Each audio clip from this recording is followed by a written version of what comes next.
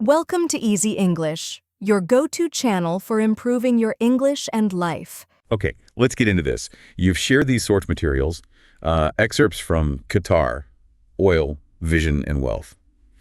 Our mission today is really to take a deep dive here. We want to understand the story these sources are telling about Qatar, specifically how it went from, well, a pretty humble, even poor desert place. Yeah, very tough conditions Would historically. become one of the wealthiest nations anywhere. It's quite a transformation. It really is. And the sources, they paint this picture of, a small country, life focused on basic survival, pearl diving, fishing, real hardship before the oil and gas era. Not a lot of natural advantages like rivers or farmland. Exactly. So life was pretty basic. Yeah. But the material you've got here, it hints at these absolutely massive shifts. Right.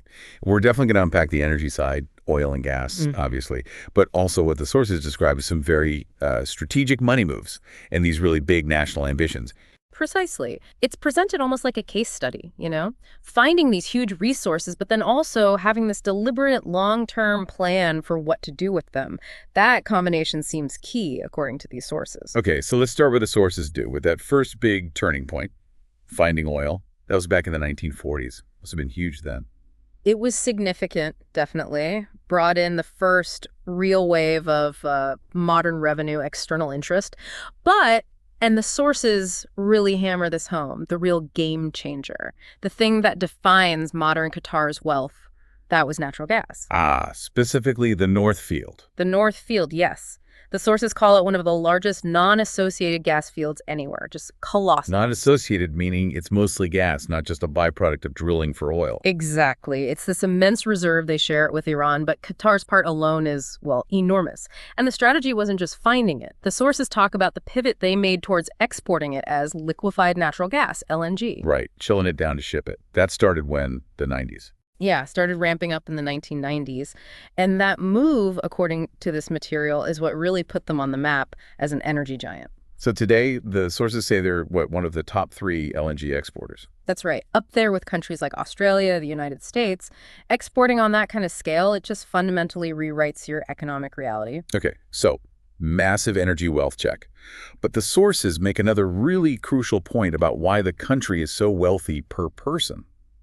The population size. This is a critical piece of the puzzle presented here. Qatar's total population is around 3 million, give or take.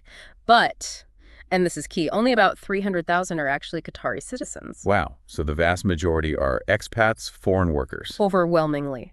And that distinction matters hugely because, according to the sources, the wealth generated from the gas is primarily directed towards benefiting the citizens. So you're dividing this enormous energy pie among a really, really small number of citizens. Exactly, which leads directly to that high per capita wealth figure. And the sources detail the results of that, things citizens get. Like what specifically? Well, the material mentions free healthcare, free education right through university, government help with housing, guaranteed jobs in many cases, even stipends for students while they're studying. So a cradle-to-grave welfare system, basically funded by gas. Pretty much. That's the picture painted a very strong social safety net for citizens, directly enabled by resource exports. Okay, but it wasn't just about pumping gas and handing out benefits.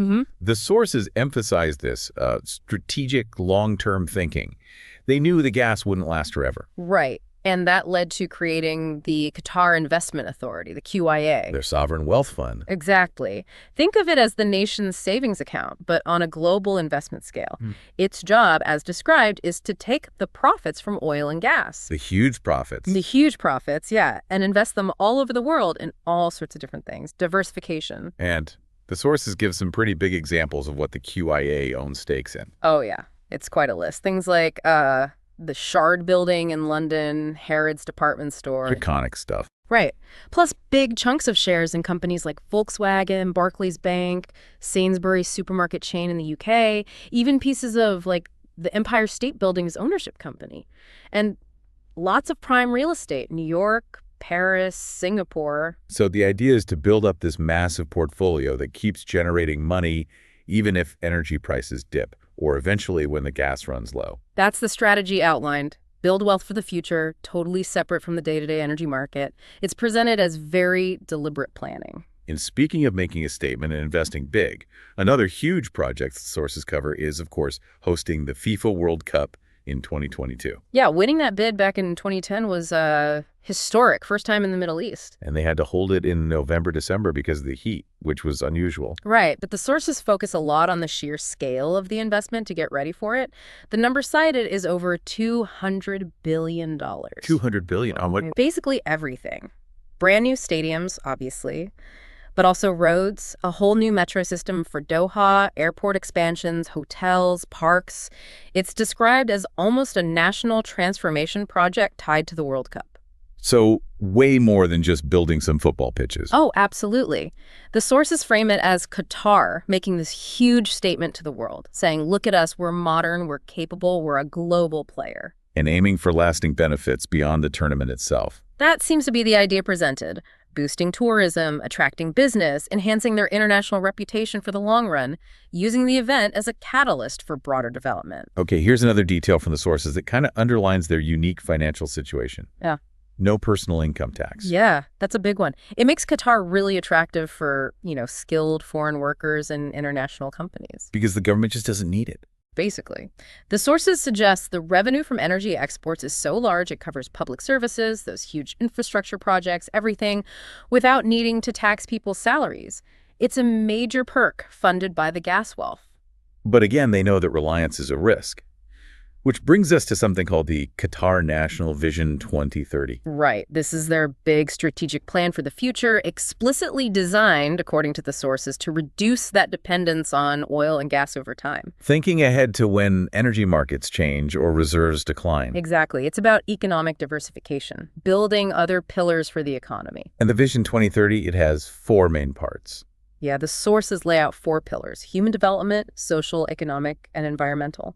The economic one is really focused on creating new industries, new jobs, moving beyond just energy. Like what kind of industries? Things like technology, advanced education, healthcare, tourism, research and development.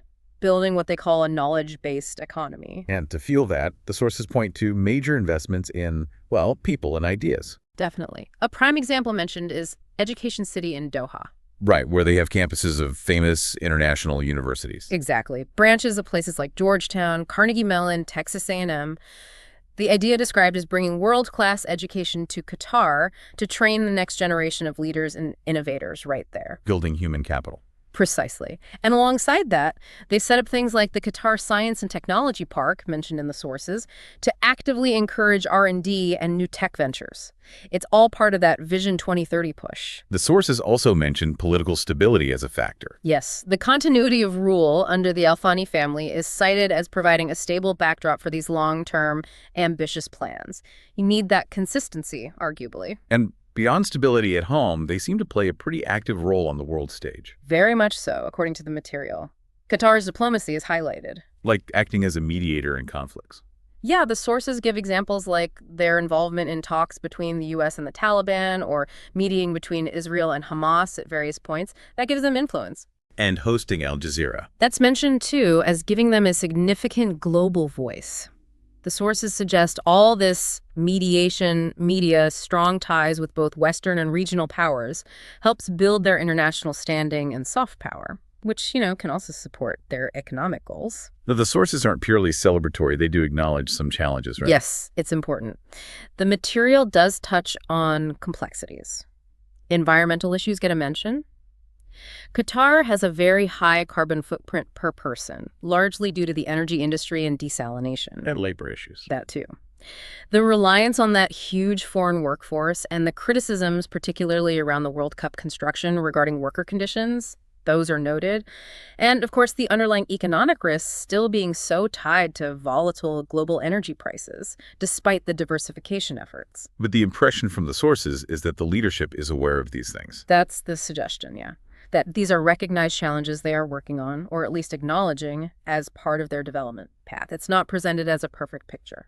Okay, so let's try and synthesize this. If you boil down what these sources are saying, what are the core ingredients of Qatar's, well, incredible wealth and transformation? Based on this material, you've got a few key things stacking up. First, massive energy reserves, especially that LNG from the North Field.